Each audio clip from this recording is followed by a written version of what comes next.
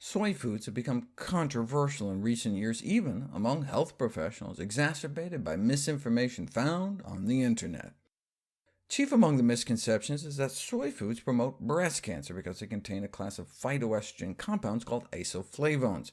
Since estrogens can promote breast cancer growth, it's natural to assume phytoestrogens might too, but people don't realize there are two types of estrogen receptors in the body, alpha and beta. And unlike actual estrogen, soy phytoestrogens preferentially bind to and activate estrogen receptor beta.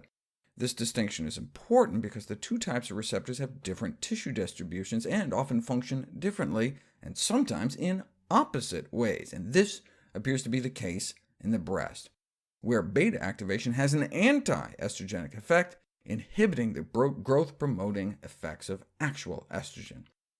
Something we've known for more than 10 years. There's no excuse anymore. The effects of estradiol, the primary human estrogen, on breast cells are completely opposite to those of soy phytoestrogens, which have anti-proliferative effects on breast cancer cells, even at the low concentrations one gets in one's bloodstream eating just a few servings of soy, which makes sense given that after eating a cup of soybeans, the levels in our blood cause significant beta receptor activation. So where did this outdated notion that soy could increase breast cancer risk come from? The concern was based largely on research that showed that the main soy phytoestrogen genistein stimulates the growth of mammary tumors in a type of mouse. But it turns out we're not actually mice.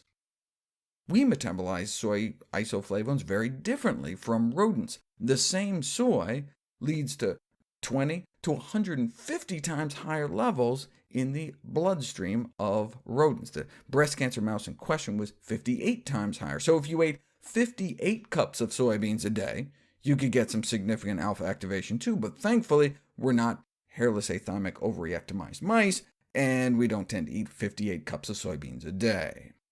At just a few servings of soy a day, with the excess beta activation, we would assume soy would actively help prevent breast cancer, and indeed, soy intake during childhood, adolescence, and adult life were each associated with a decreased risk of breast cancer. Those women who ate the most soy in their youth appear to grow up to have less than half the risk. This may help explain why breast cancer rates are so much higher here than in Asia, yet when Asians come over to the U.S. to start eating and living like Americans, their risk shoots right up.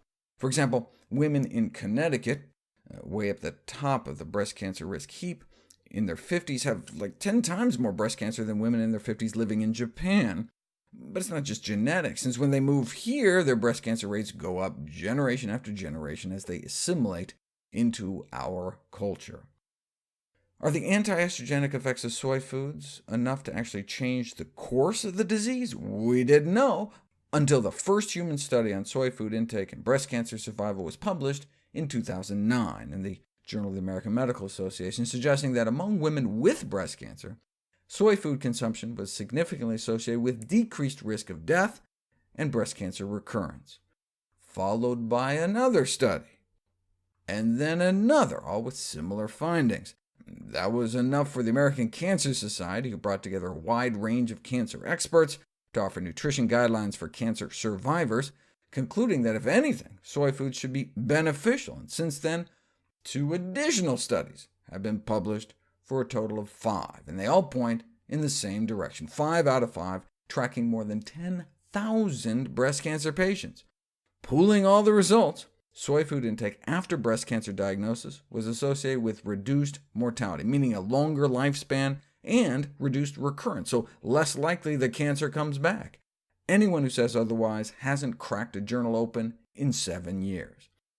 And this improved survival was for both women with estrogen receptor-negative tumors and estrogen receptor-positive tumors, and for both younger women and for older women, past the edamame.